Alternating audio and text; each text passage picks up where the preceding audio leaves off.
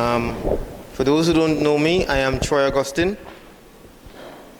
I am an agronomist working in the miniature agriculture, and I've been employed there for the last 14 years. Root crops has always been one of the crops that I work with, and over the period of time, I've gained quite some experience, some knowledge in that area. A nation's food security is critical. It's going to determine the health, because if you don't eat healthy, you have a weaker nation. It's going to determine the amount of energy you have to put at work. It's going to determine the farming community. Food security is critical in today. Just 2 years ago, COVID, and the containers arrived. We're now depending on container shipped from maybe as far as the north, the boats, to feed our country. Where we have farms and farmers who just a few years ago were shipping container worth loads of Dasheen. We were having surpluses of other root crops. But now we're seeing that just to consume 3 different items, and that's not much. A family of 5 can feed on that $48. So you're talking about if you had to double it. And if we had to talk about that for the week, it's a different story. We got to use rice. We know the rice is not the most healthiest food, but it is what sustains you. Cassava, yams, Tannia, sweet potato, ginger, Dasheen. These are some of the crops that the Ministry of Agriculture, under a program by the World Bank, is now focusing on. I'm going to tell you straight. I want to work with the farmers. And I want to see, because I drive over the Belvedere every day to come to Maribo Station. I know what used to be growing, where it used to be grown, but I'm not seeing it these days. Right? All I've seen is bush, vine, bamboo, bocano, and them things. So it's time, no, I'm calling the farmers, not just you here, I'm calling the farmers. It's time to go back and open the lands. This program focuses on increasing local production of crops, and not only these crops. They have a few tree crops, they have a few things that works with it. Available in access of planting material, reduction in the price on the local market, as well as opening the export market, so farmers can produce, seriously produce. And production, not 10 beds, you have quarter of an acre and above, I want the extension officers to visit you. Nothing less than quarter, because you're talking about production, volume. You're talking about containers coming, leaving the country. And it can't live with empty. It can't live with soil. We have the best soil, yes. But we can't cut the grass and put in the container. We need crops. We need food. We need the Grenada Dasheen to go back up in the US, in the UK, Canada. Miss Esther Forrester Green was doing it a few years ago. We want the market back because there's competition out there. We say we have the best, but there are others who have the volume. And volume speaks. Yeah? The 5 tractors and sustainable crop technology. This is one of them. We go into the districts, the 4 districts and Carriacou from this training. Yeah? So, yams, 10 varieties, 10,000 tissue culture. The community tissue culture because it is safer, no pest, because they will be testing for pests and diseases and whatnot. So safe planting material will be entering Grenada, multiplying, and your quarter of an acre and above, your 1 acre, half an acre, 3/4 of an acre, and above, all farmers should have access to these plants. Tannia, well, you know, Mr. Tannia. Yeah? Mr. Tannia. You, Tannia, can have 4 months in the ground, they root it to see if you have. And they love to tiff it. Mr. Tannia. Edos, 5,000, Dasheen, 10,000. Right? And out of that Dasheen, we're looking at some of that very lucrative, high-yielding variety from our neighbor to the north. Sweet potato, 5 varieties at least. So far we have quite a number of varieties we're working on this station, which you can observe when we finish this activity here. $1.2 million, guys. It's in your time has arrived. Your time has arrived to ensure that even before they say land clearing or land farm labor support, start clearing, start plowing, start preparing. We have planting material available. Those of you who have irrigation, we need to see you. The pressure is on now to develop, generate, increase our germplasm stock, basically increasing the amount of planting material you have available to you, the farmers. Right? So we want you, the farmers, who can plant now, who wants to plant the sweet potato now, because you plant it now, you are with $7 in the market. A few of you are going to plant, and the yield is going to be good because the season is right. A little water, your potato is going to bear. You know sweet potato don't like too much of water, right? They run. So, 75 acres targeted for production. You way up in the mountain in the nutmeg lands, you have enough lands. You're down on the sea coast, not entire year, because I just saw flood. So in the end of the year, I'll go to it in a while, the end of the year towards November to May, June, July, you should have your crops on the ground, especially sweet potatoes and a few of the others. And in the crop is critical. So, into this planting material, human resource, and technology transfer. Technology transfer for extension officers, not only here but outside of this country. So, what I intend to do from this is to identify varieties. Identify varieties that the farmer can use, because I've realized from my several visits that farmers are going to say, that variety of sweet potato, example, I like to plant it. He might give it his special name. He's going to get X amount a certain time of the year, and then the potato will be a man. And then they wondering, who are vine on the next vine, because that will be good. You have to understand your tubers, your sweet potato. You have to understand how your crop behave.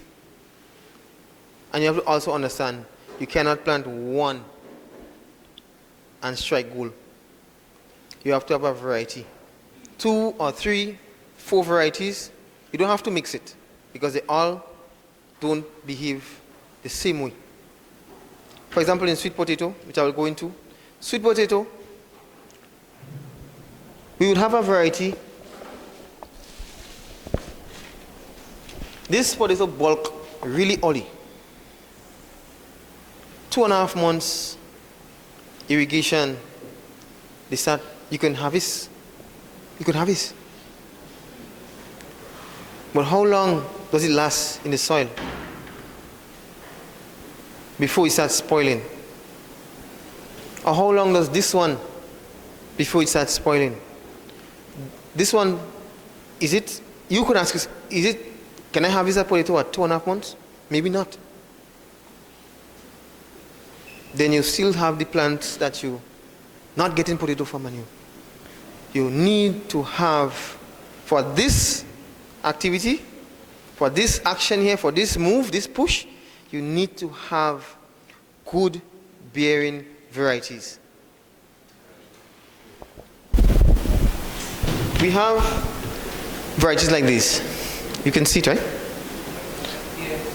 Stripe, purple. I have there is a purple one in here. I have to, let me get to the bottom of my, right, this one, right? This sweet potato, Yeah.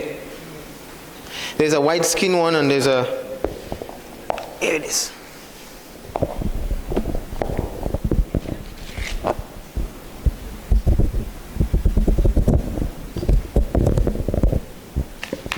Whilst the local market, it may not be the best. Persons might just pass it in the market and not even want to purchase it.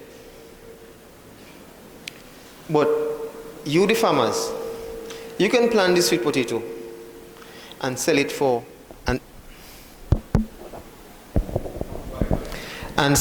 to someone who's making flour, right? The cassava flour at the same price, or a little bit more, a little bit less, because it has its own particular market.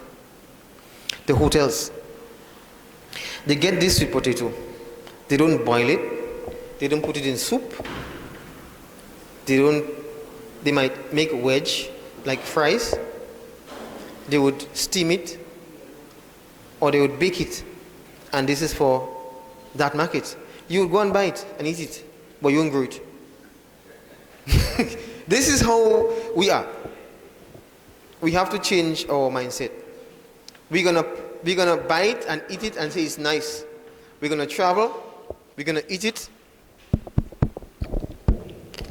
We're gonna travel, we're gonna eat it, and it tastes nice, or we can't plant it. Even if you have the space and you have time, you have the labor.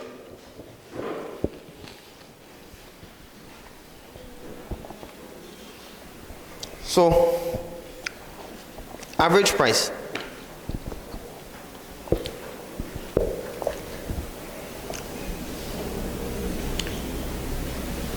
$5.95 a pound. One potato, $10.41. One sweet potato, $10.41. This is where we are today. This is where we are today. The cost of food has become so high that we cannot feed our own selves. It's not we that feelings, or it's you. It's you feeling when you go to the kitchen and you realize it's not there, and then you see it sold on the side of the road, and you as a farmer seeing this thing sold on the side of the road, and you want to have to go and buy it. And imagine those who have 5 and 6 children, one mother, and they have to feed themselves. They can't. The price in some of our local supermarkets, as I said, 7, 6, 5, and above. Oh, I missed Trinidad data, but I had it somewhere.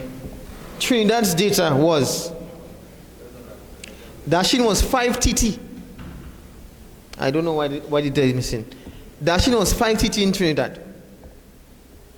Tannia was 4 TT. And when he gets here, the price double. The conversion rate is half, but the price doubles when he gets here. Right? Yams is about 4 TT, and I think sweet potato, local sweet potato in TT is 4, and imported sweet potato is 6. Look at the price in St. Vincent. $2.50, $3 and $1.50, and I didn't make up that price. I called my sources in St. Vincent.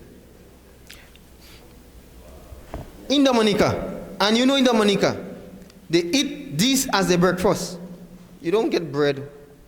You don't get bread in the bread is Grenada thing. You don't get bread in Dominica on mornings.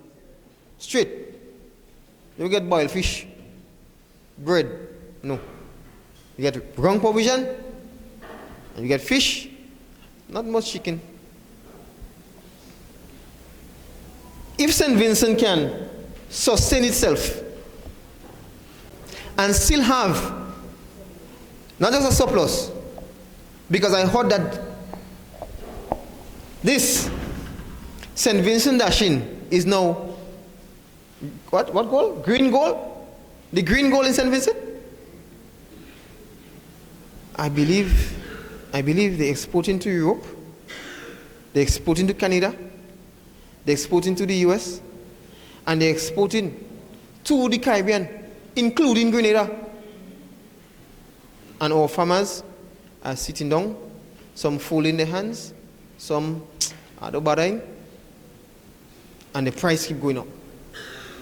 This is one of the variety of Dasheen from St. Vincent. I purchased one of these. I ate half of my Dasheen, and I planted the rest. I got 4 plants. I wanted to see what it is. The Dasheen is not as starchy as ours, but the thing's selling. It's selling so much that they have already calculated for the next 3 months where the market will be lacking and getting the farmers to increase production.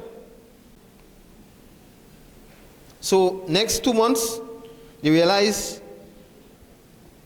my target for that Dasheen I'm planting now for the next 6 months is under the quota for my if they're supposed to be sending 2 containers a month, 20-foot containers, is less. However, my total is going to be at the end of that month a container and a half. They're ensuring that their farmers are planting to cover that cost. Now, why are we importing a crop that grows very well in the high belt? Why are farmers not seeing the need to help us reduce that food input bill?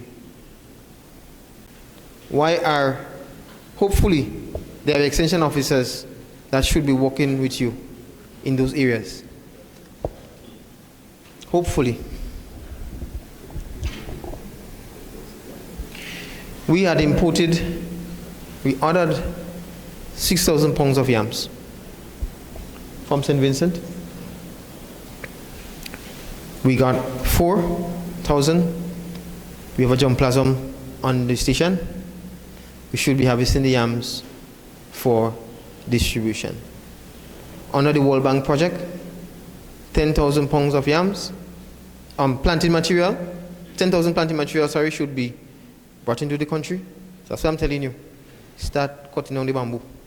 And the bark that you left grown there and there. They're causing problem now. Start cutting them back down. Yeah? But you can't burn. Yeah? You can't burn. I tried to get information, and thanks you to the pest management unit, for us to see. We don't have this morning data. I would have liked closer to COVID, when we couldn't go to the land and we had to get permission from the police, and they say container has arrived, and we was feeding off containers, long line to go to get food. 2018, 2019, we were ginger farmers. I know what amount of ginger still coming in Grenada, but this was the trend. 66,000 pounds, 2018. 57,000 pounds. You ain't go far. Tannia, 20,000 pounds. 2018, 2019, 17,200 yams. And all of this was part of this package. It is still coming. And you can know them, because when you pick them up, they have a fine, sandy soil on them. That's volcanic soil. We are also a volcanic country, so our soil is just as rich. St. Vincent recently, as I said, had a volcano, and total wipeout, 100%. Why did they bounce back? The last shipment of Dasheen we had here was in 2014, 2015. We have not bounced back. Farmers give up. They have abandoned. Climate change is a fact. We had the hottest sun in September and October, and all AC units were sold out. Because I went to look for. All AC units were sold. You know why? It was too hot. Farmers, I could tell you, farmers couldn't stay in the land after 10 o'clock. Then, after that 2 months of, during the 2 months of rain, the only thing that was happy was the bees. Bees were pollinating flowers and pulling in honey like crazy. The Beekeepers Association was very happy. At this point, I want to stop to recognize the Minister of Agriculture. Morning, everybody. Don't let me disturb you. I'll take a seat and load. Okay, thank you. So we had a severe, I would say, a drought in the middle of the rain season. The period of the year when we were supposed to have the most rain, September, October, and November, we had a drought. Then we had this. St. Andrews, St. Patrick's, the Paradise farmers, your crops got destroyed. And now, right now, in the north of the island, only last week, this is what I'm seeing. And this year, we're in February still.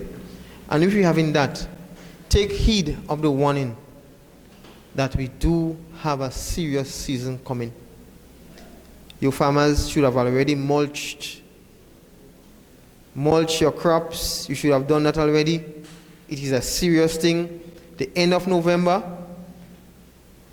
October, November, December, you should start mulching your crops. You cannot take chances.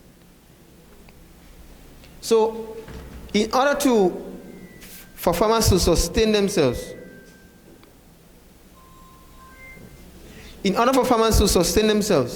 and to overcome the challenges, we have to, one, stop some of our practices. And two, be prepared. It doesn't matter what is happening up here. You need to be prepared. And if this project is going to get you with your pants down, pull it up.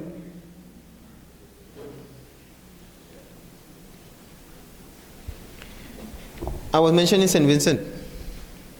Now, the volcano was here. A lot of the farmers are up here. Not just the marijuana farmers, the Dasheen farmers and them guys. So these three areas, totally wiped out. You have Rebecca Farm, you have Mesopotamia Valley, Dasheen and all these areas. And that happened, and within a few months, St. Vincent was able to bounce back. Why? No export of produce. Sourcing of the produce to keep the market from Dominica, from St. Lucia, from Guadeloupe. So they maintained the market whilst they was in crisis. They wasn't running all over the place helter-skelter. We don't know what to do. We need to have a plan. We need to have a plan. If our situation here, if that was in our situation, we forgot about market. But St. Vincent maintained the export market whilst they were dealing with the internal volcanic problem. This brown you see here is ashes. Some of us experienced the ash on our trees, I think somewhere in April when we went to our farm. Branches of trees were broken down. All animals were let loose. Our whole thing tastes funny when they because it was the potash. Whilst it was damaged, it was a potent, there was still hope because this ash is good in potash. This soil that is there now, after that volcano and things get back green, farmers was recording a bumper crop. It is on record. We do not need to watch and we're not able to do. The critical fact of this is that these items, this $48, PS, Minister, I went to the market last week and the woman gave me $48 for this. Imagine if I have 5 children to feed. And that's all the money I have for the rest of the week. $48 and anybody meet yet, Minister. And it's imported and transshipped through Trinidad from St. Vincent.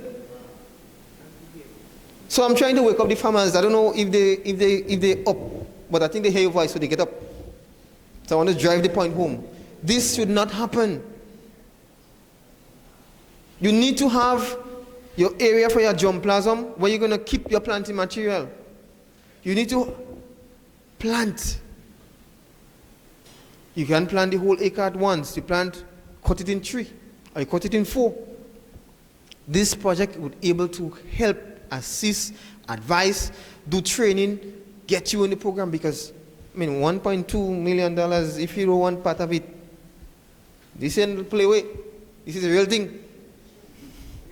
The real thing. This year, this gentleman here, he's the Minister of Agriculture,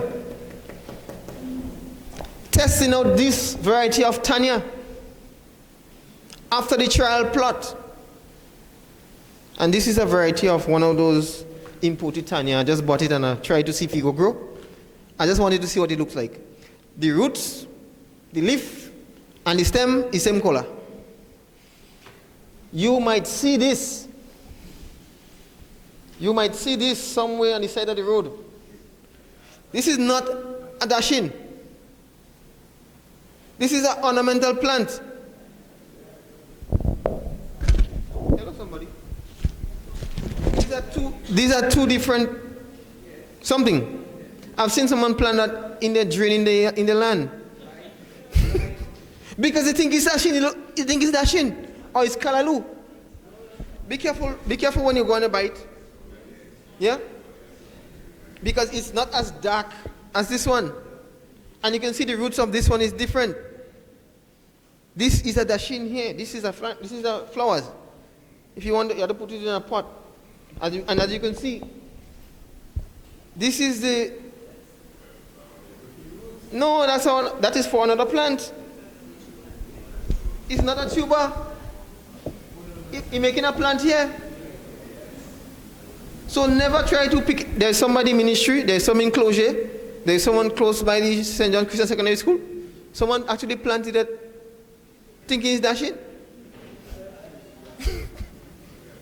Don't be fooled.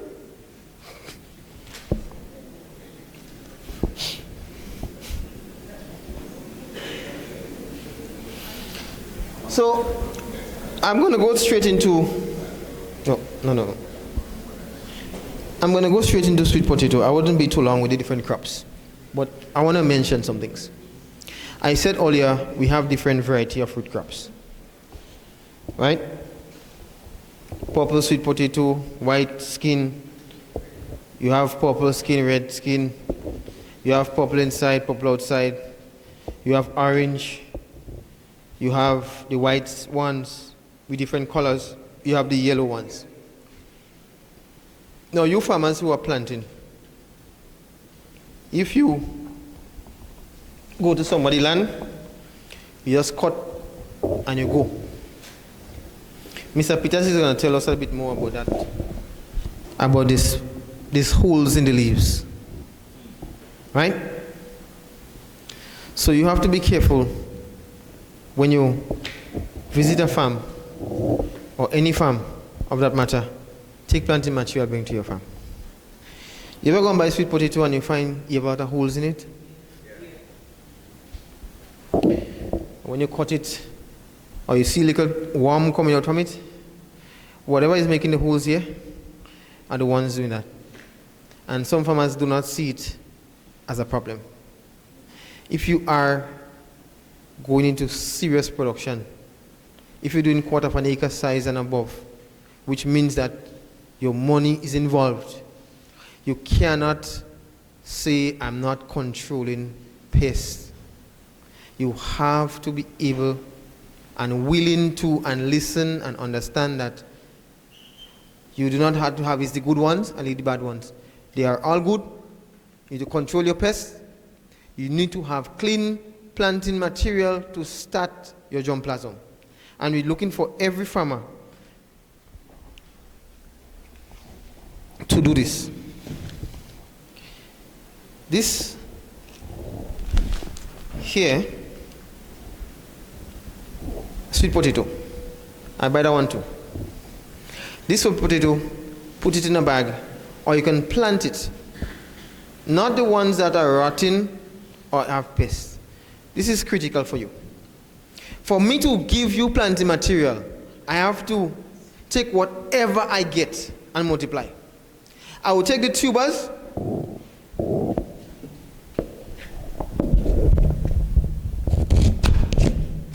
cut them, face the skin down. I wouldn't bury it too deep. And let it grow. It's going to grow into plants. You should be able to multiply your plants on your farm, especially if you have irrigation, so that you don't have to put a burden on the government. We're going to give you to start. But if you're going to be harvesting all your tubers and then coming back and say, I want more, I'm going to say to you, before you plant, before you harvest, cut your sticks, your slips, plant your plot, or ensure you have an area that you can have fresh cuttings, not the stick of the potato vine. Succulent cuttings. Make 1 or 2 cuts and ensure that you have an area under irrigation. It don't have to be that 10 beds, I need the tubers from it. You have to keep your varieties so that you can establish your, at the end of the day, it is you who is farming. Farming is a business. And we need to understand you need to establish a germplasm in order to safeguard your plants. And you cannot wait until your plants are, your tubers are ready to harvest. Because normally you get the sweet potato making flowers, and by then this tip of the plant is no longer growing. It's making out of flower buds, and it's not growing. So it doesn't have that viability you want. That hormonal change here to start making the roots. We can focus on the planting techniques when we have the district unions, because we will have district unions. But this is critical. You can put them in bags. We have on the way to the germplasm plot, we took pallets, cut them, put soil and pen manure in them, and actually planted. We have potato growing in there. So you can actually see that what I need to do is to ensure that I get clean. You see there's no holes in the leaves.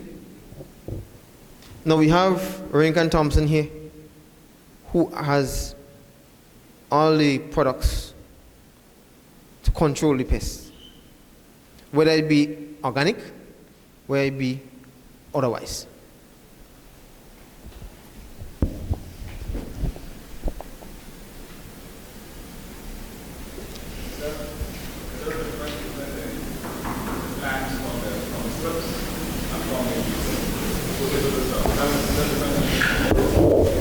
Modern child.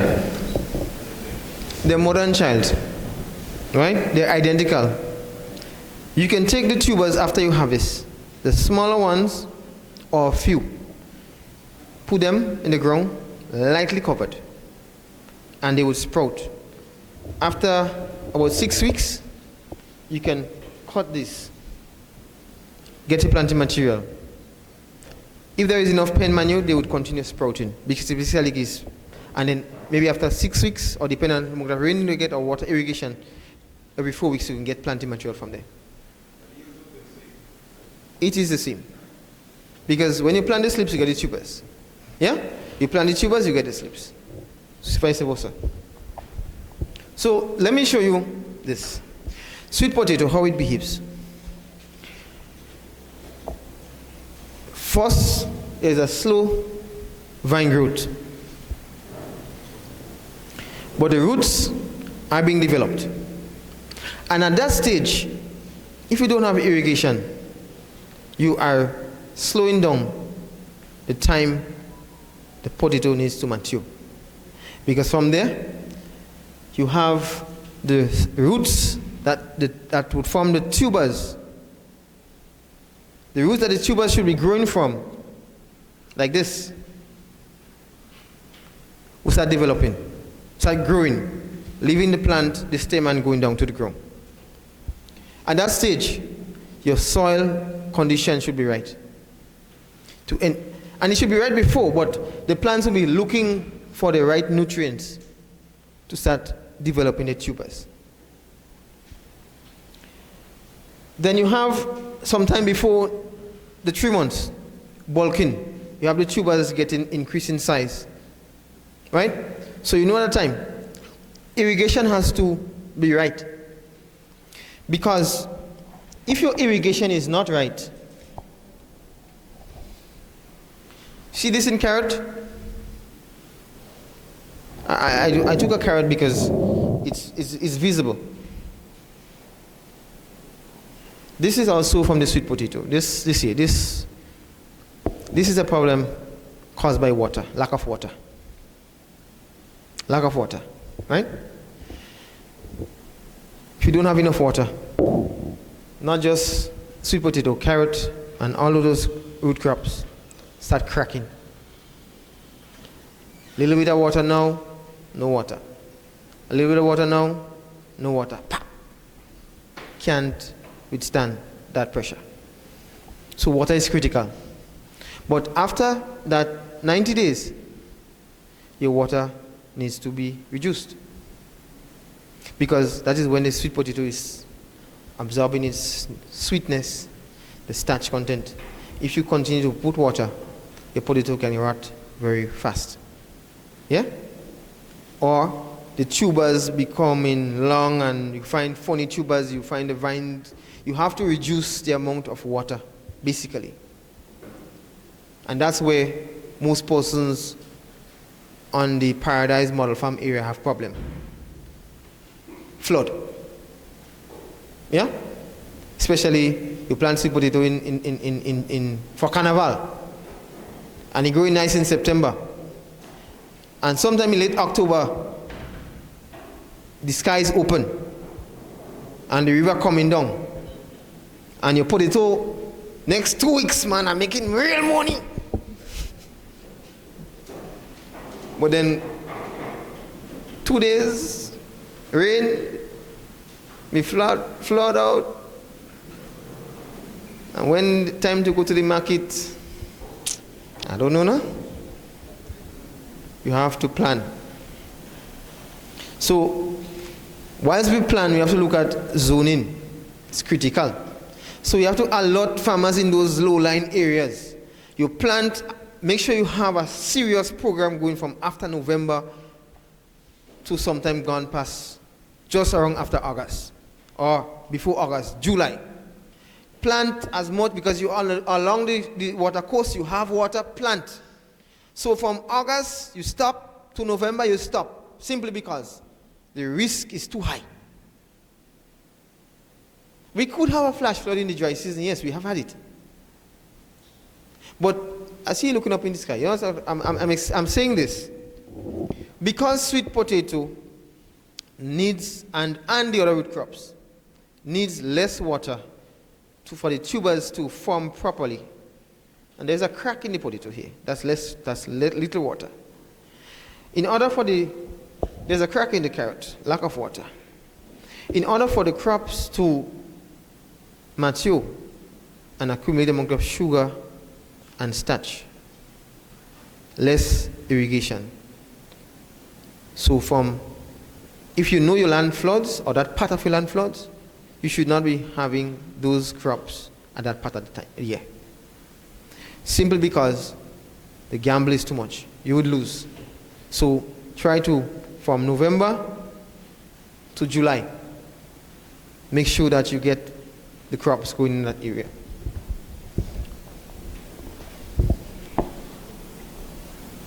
So these are some of the varieties that we have. They works for the different markets. We have some sweet potato. They make lots of vine, long vines. Whilst we have some, they would make a very shrubby plant. The varieties are critical. I've seen many of the varieties which are red skin, white flesh, tuber, but leaf, shape, plant, behavior basically is a runner or creeper or is a shrub, are different. You need, extension officers, you need to know your vine type. You go to, I've been to several farms, and what vine is that? I don't know. What vine is this one? I don't know. I get that by a man. I find it being good to know. If I ask, which are the best vines to use?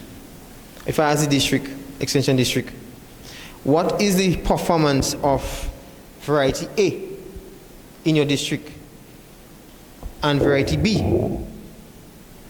And I go to another district and ask the same question, I would not get an answer. Because we don't know how the vine, how the tuber, how that plant is behaving compared to that plant. We don't know the yield of this variety or that variety. We don't know when to plant this variety or that one.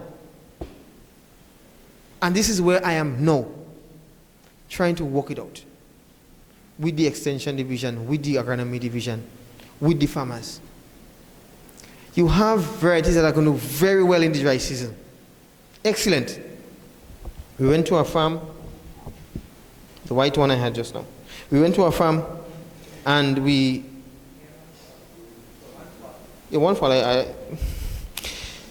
purple white one. We went to a farm. We got some cuttings. They're new tubers. The plant was there for more than 3 months. We brought it on the station. And the tuber I had just now, the white skin purple potato, it came from the ones that we have.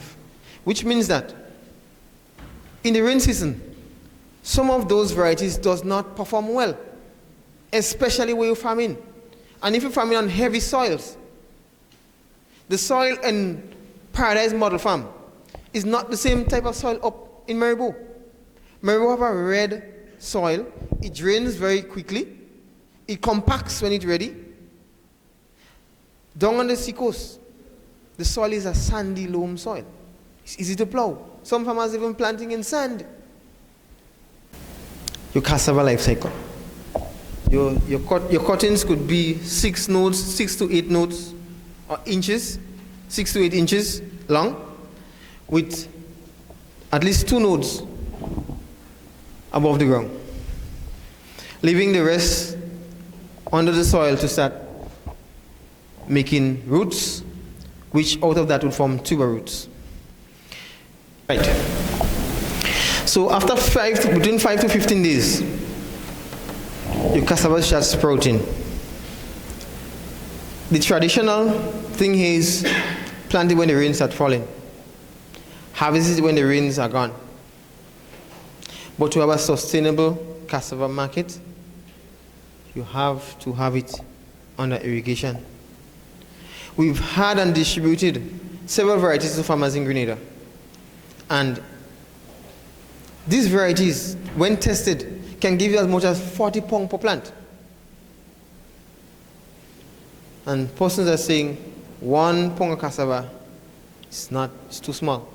1 pound of cassava is not the entire tree, not the entire tuber. I've had one tuber give me as much as 10 pounds already. Right?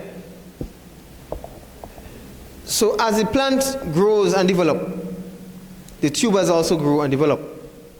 But there must be a cutoff point for water in order to keep the production going. Because right now there is a shortage of cassava on the market again, lack of water.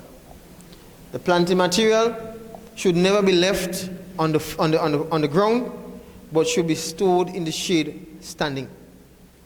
And this is something I think I need to pull out in the training when I have a district training.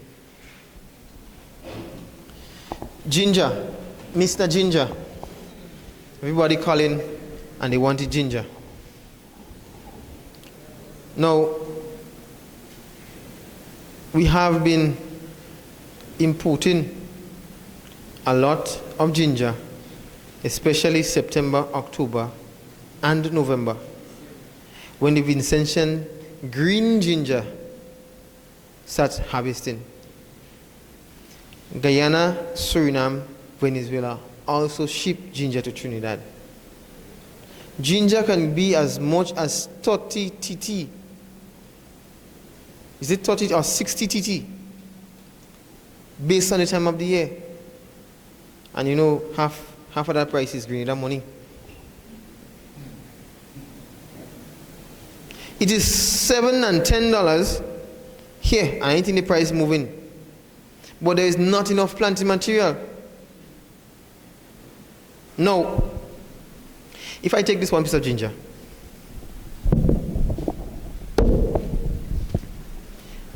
I get 1, 2, 3,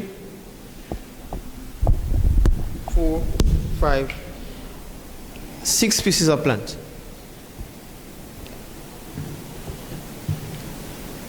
One piece of that plant. You know, there are some persons, when they get it, they still go in and take a knife and they're cutting it again. That is sufficient. Yeah? This here can give me as much as 5 pounds. Just this. 10,000 pounds of ginger is no ginger to harvest, if you are successful at it. But again, how much of us willing to dedicate our farms to this? You don't have to get tractor service. This can give you 5 pounds or more if you know what to do. It is a good crop. It's a high-end crop. It could be as fast as you want it, and you need to be faster than the thief. Now, land preparation, planting. As I mentioned, you can start now if you have irrigation. We have input supply from the station that we need to work with the farmers. But you can't say give us and your land's in bush. You can't say give us and you don't have irrigation. You can't say give us and you don't have nothing to start. If you are planting now, we're ready to work. I'm ready to work.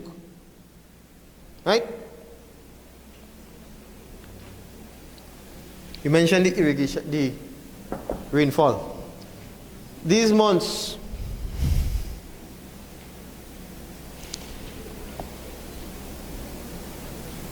August, September, October, November, as I said, the heaviest rainfall months.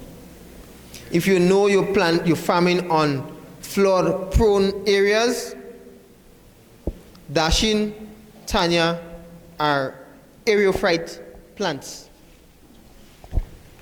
The roots can withstand a bit of heavy water because the roots are made with air pockets, right? If you know you're farming in swampy area, I don't want swamp Dasheen. I want these You seen me? I want these. So I'm willing to work with you. The difference, and I'm glad you mentioned that. Now this Dasheen, the water content is much higher. Right? Which means that the shelf life is much shorter. Additionally to that, Swamp Dasheen makes the suckers, and wherever the plant breaks is where the fungus starts attacking. Why is it good? You can keep your plants fed with water and etc. there as your germplasm, but you put it out in the field and you don't have to let it make tubers. You stick your plants there to grow and you move them in the areas where you want to put your plants to establish. So basically in this drier period where it's still moisture, small moisture, you can stick them in, and when you prepare the grounds, remove them from there and put them in the right areas. Dasheen loves chicken manure.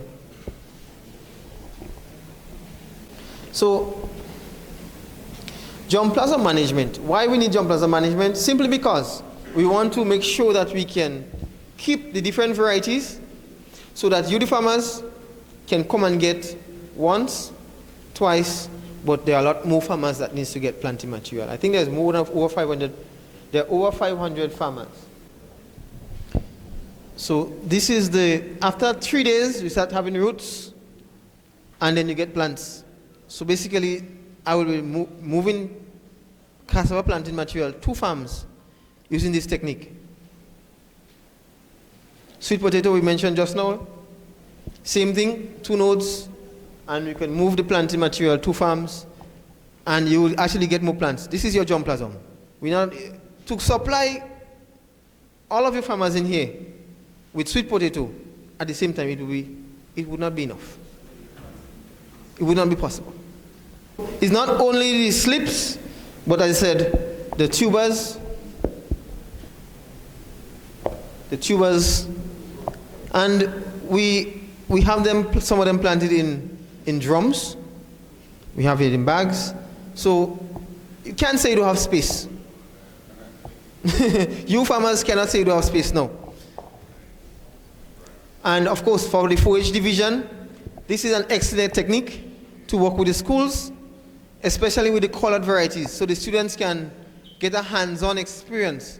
We can use the pallets as well as the cut drums. I know we distribute some cut drums now, but we can use the pallets and make those grow boxes.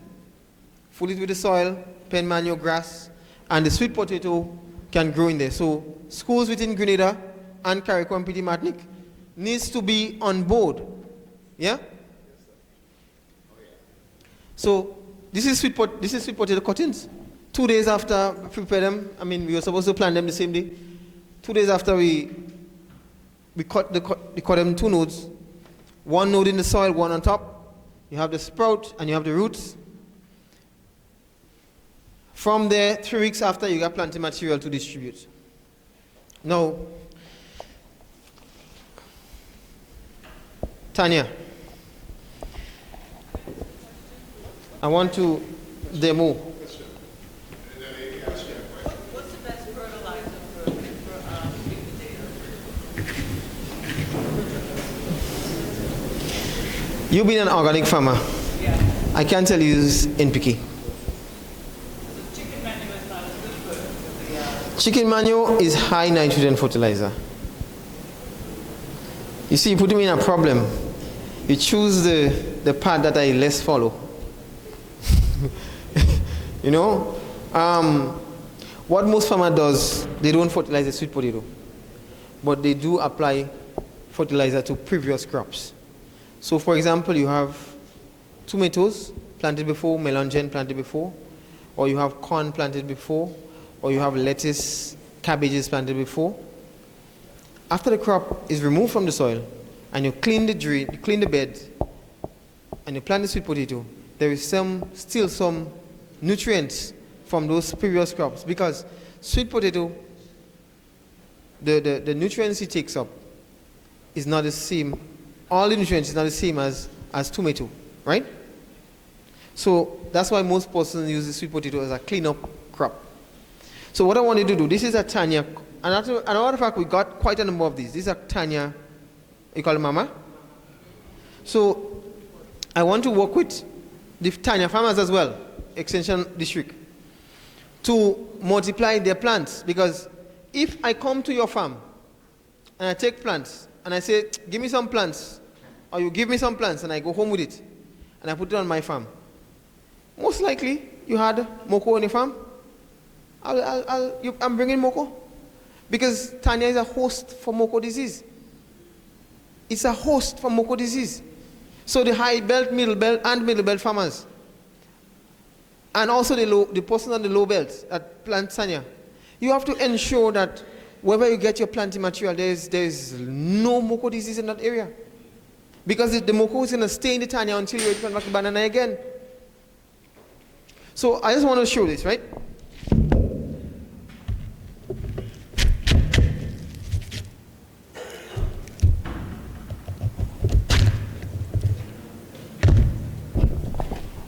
Now, multiplying Tannia plants. You have to ensure your Tannia plants is clean. Make sure that the Tannia, bottom of it is not starting to rot, because that might be the disease, one of the diseases, not only the Moko. There's also a Tannia disease. It's a yellowing disease. Right? The leaves are dying back, the tree stop growing, the roots rot, and your Tannia disappeared. Your Tannia leaves used to be as big as an umbrella, and they pass back a few weeks, and you see in the one middle leaf, just and you go down. So I'm actually demonstrating the technique to multiply planting material Tannia.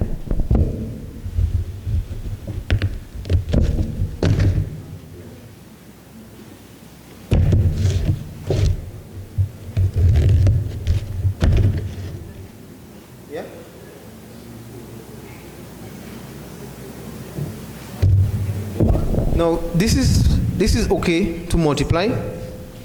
You will get this, right? You will get this, and then you get planting material from that.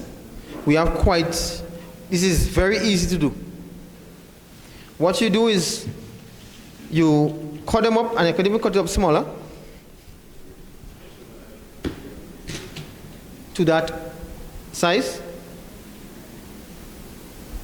They go in like that in the soil. You don't cover them, they will rot.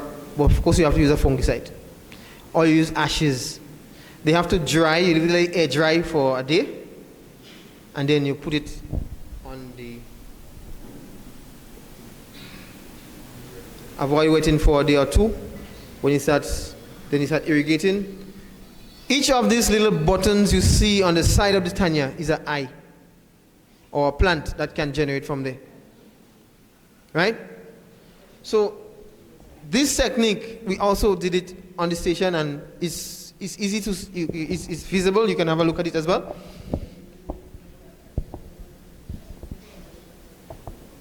And in this case, we had a few.